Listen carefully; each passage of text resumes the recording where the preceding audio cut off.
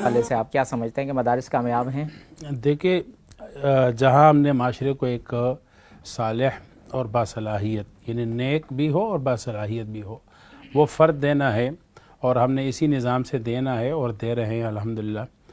تقریباً اس کو آج نہیں بلکہ یعنی مہینہ ڈیڑھ نہیں ہوا، بلکہ تقریباً 200 سال 200 یا پورا ہونے کو ہے جب سے دارالعلوم دیوبند کا قیام ہوا۔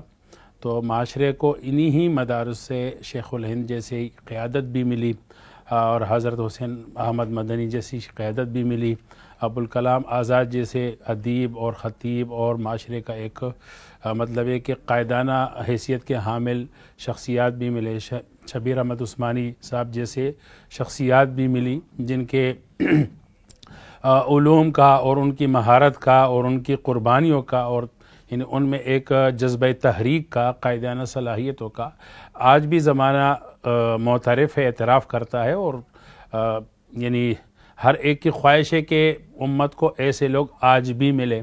تو وہ بھائی کہاں سے ملیں گے؟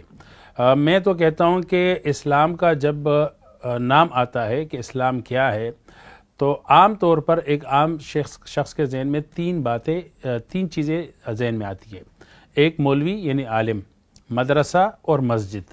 مولوی، مدرسہ، مسجد، ان تین چیزوں کو آپ ہٹا دیں کہ بھائی مولوی کسی کام کا نہیں ہے، مسجد اپنا معاشرے میں کردار ادا نہیں کر رہا، مدرسہ جو ہے وہ باصلاحیت اور قائدانہ حیثیت کے افراد مہیا نہیں کرتا، ان تین کو آپ یوں سمجھے کہ آج ہم نے مٹا دیا معاشرے سے، تو معاشرہ کہاں جائے گا؟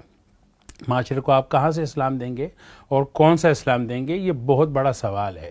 اگر آپ نے ان تین چیزوں کو ٹارگٹ کیا اور آپ فرض کر لیں کہ آج ہی یہ ختم ہوا، اور بلکہ رشیا کی جب روس کی تحریک چلی تو اس میں یہی ہوا، انہوں نے چرچز کو، کلیساؤں کو بالکل ختم کر دیا، مساجد کو ختم کر دیا، لوگوں کے گھروں سے بائبل اور قرآن ڈھونڈ کر اٹھا کر انہوں نے جلایا اور دریا برد کر دیا۔ یعنی یوں سمجھے کہ ماسکو میں جو ہے وہ ایک فرضی جنازہ نکالا گیا کہ آج یعنی یہ ایک گاڈ کا جنازہ ہے۔ آج دیکھیں وہیں روس جو ہے، روس کے اسمبلی میں رشین صدر جو ہے وہ بائبل کی تلاوت کروا رہا ہے اور قرآن کریم کی تلاوت کروا رہا ہے اور افطاری کے پروگرام کروا رہا ہے۔ یعنی وہ معاشرے دیکھ چکے ہیں کہ جب معاشرے سے مذہب نام سے کوئی بھی ریلیٹڈ چیز مٹے گی تو معاشرہ کہاں سے کہاں جائے گا، تو انہوں نے یہ تجربہ کر لیا۔ لیکن ہمارے ہاں ہوتا یہ کہ ہم ہر چیز میں جو ہے نا، ہم لنڈے، ہمارے کپڑے بھی لنڈے کے ہوتے ہیں، ہماری سوچ بھی لنڈے کی ہوتی ہے کہ وہاں سے جب ایکسپائر ہوتا ہے تو پھر ہم یہاں پر استعمال کرتے ہیں۔ جہاں تک بات آئی کہ معاشرے کا، دیکھیں نا، آپ مسجد میں ایک امام ہوتا ہے، وہ مولوی ہوتا ہے۔ ہم دیکھتے ہیں کہ جو مولوی صاحب درس قرآن، درس حدیث اور اسی طرح مسائل کا درس دے رہا ہوتا ہے اور اپنا ایک حلقہ وہ بنا لیتا ہے، تو اس حلقے سے جڑے ہوئے جتنے نوجوان ہوتے ہیں تو معاشرے میں، گلی محلے میں ان نوجوانوں کا کردار بہت بہتر ہوتا ہے بنسبت ان بچوں کا، ان نوجوانوں کا جو کہ مولوی صاحب کے حلقے سے منسلک نہیں ہوتے ہیں۔ تو یہ مولوی کا کردار ہے۔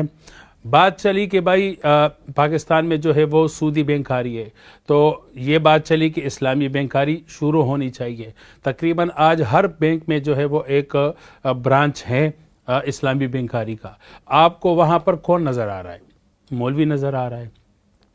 اسی طرح آپ یہ سمجھے کہ ہم نے ایک اسلامی جمہوریت کو ایک ہم نے یعنی سیاسی طور پر ہم نے ڈیفائن کرنا ہے اور نافذ کرنا ہے، کیونکہ اسلام، ملک پاکستان اسلام کے نام سے بنائیں، تو اگر سیاسی جمہوریت ہے تو ہمیں اسلامی سیاسی جمہوری نظام چاہیے۔ اب اس میں دیکھیں آگے کون ہے، آپ کو مولوی نظر آئے گا، یہیں داڑھی پگڑی والا نظر آئے گا۔ بینکنگ کے حوالے سے، معیشت کے حوالے سے، اسلامی معاشیاتی نظام کے لیے ابھی کرغزستان اور قزاقستان جو ممالک رشیا سے آزاد ہوئے اور وہ اسلام کی طرف جا رہے ہیں آہستہ آہستہ، تو وہاں پر آپ دیکھیں ہمارے پاکستان کے علماء اور مفتیان کرام کے وفد جاتے ہیں اور ان کو اسلامی نظام، بینکاری کا نظام، معاشی نظام سمجھا رہے ہیں۔ تو میں تو سمجھتا ہوں کہ مدارس اپنے ہدف میں بہت حد تک کامیاب ہے، اور جو میں نے مثالیں دی ہے تو اس میں اگر ہم دیکھیں گے تو میرے خیال میں ان مدارس کے نظام پہ انگلی نہیں اٹھانی چاہیے. اگر ہم نے انگلی اٹھانی ہے تو یہ 3 انگلیاں آپ معاشرے سے کاٹ دیں اور پھر مجھے اسلام دکھا دیں، یا یہ کہ معاشرے کے لیے ایک نیک اور باصلاحیت افراد دکھا دیں. جی